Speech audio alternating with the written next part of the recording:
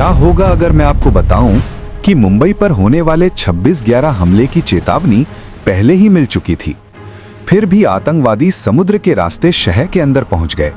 आखिर वो कौन सी चूक थी जिसने भारत के इतिहास की सबसे खौफनाक रात को जन्म दिया? 26 नवंबर 2008, मुंबई की एक सामान्य सी शाम। समुद्र के किनारे लोग टहल रहे थे। होटल ताज और ओबेरॉय की रोशनी दूर से चमक रही थी और शहर को बिल्कुल अंदाजा नहीं था कि कुछ ही घंटों में यहाँ इतिहास का सबसे खौफनाक हमला होने वाला है। लेकिन सबसे डराने वाली बात यह है कि इस हमले की एक चेतावनी पहले ही आ चुकी थी। Warning on Mumbai. The alert came in earlier than we thought. कई हफ्ते पहले भारत की खुफिया एजेंसी इंटेलिजेंस ब्यूरो को एक अहम सूचना मिली थी। सूचना में साफ कहा गया था कि आतंकवादी समुद्र के रास्ते मुंबई में घुसने की तैयारी कर रहे हैं।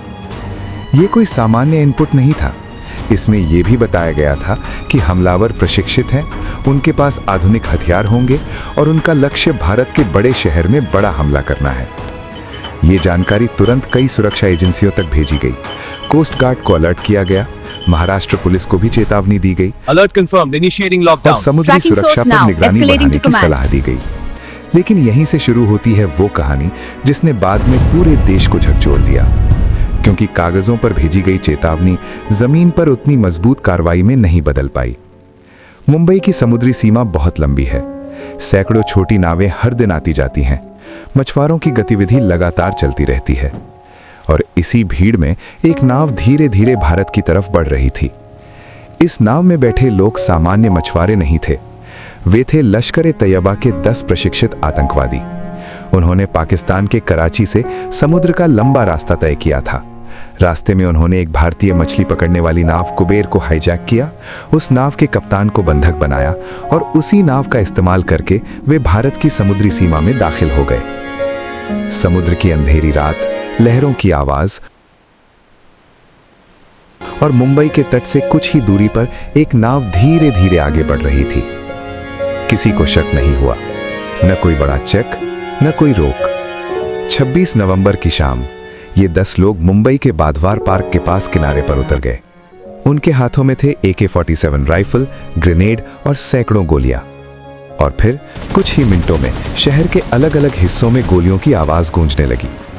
Chhatrapati Shivaji Terminus, Taj hotel, Oberoi Trident, Nariman House और कई जगहों पर अचानक मौत का तांडव शुरू हो गया।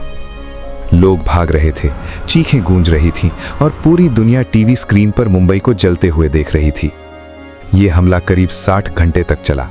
जब सब खत्म हुआ तो 160 से ज्यादा लोग मारे जा चुके थे, सैकड़ों घायल थे और देश सदमे में था। लेकिन इसके बाद एक और सवाल पूरे देश में उठने लगा। अगर चेतावनी पहले ही मिल गई थी तो फिर ये लोग समुद्र के रास्ते मुंबई तक पहुंचे कैसे? क्या कहीं सुरक्षा में चूक हुई थी? क्या एजेंसियों के बीच समन्वय की कमी थी? या चेतावनी को उतनी गंभीरता से नहीं लिया गया जितनी जरूरत थी? जांच में सामने आया कि खुफिया जानकारी मौजूद थी, लेकिन उसे ठोस ऑपरेशन में बदलने के लिए जो मजबूत व्यवस्था चाहिए थी वो उस समय पूरी तरह तैयार नहीं थी। और यही वो खाली जगह थी जिसका फायदा आतंकियों ने उठाया। मुंबई हमला सिर्फ एक आतंकी हमला नहीं था, ये एक ऐसी घटना थी जिसने भारत की सुरक्षा व्यवस्था को हमेशा के लिए बदल दिया।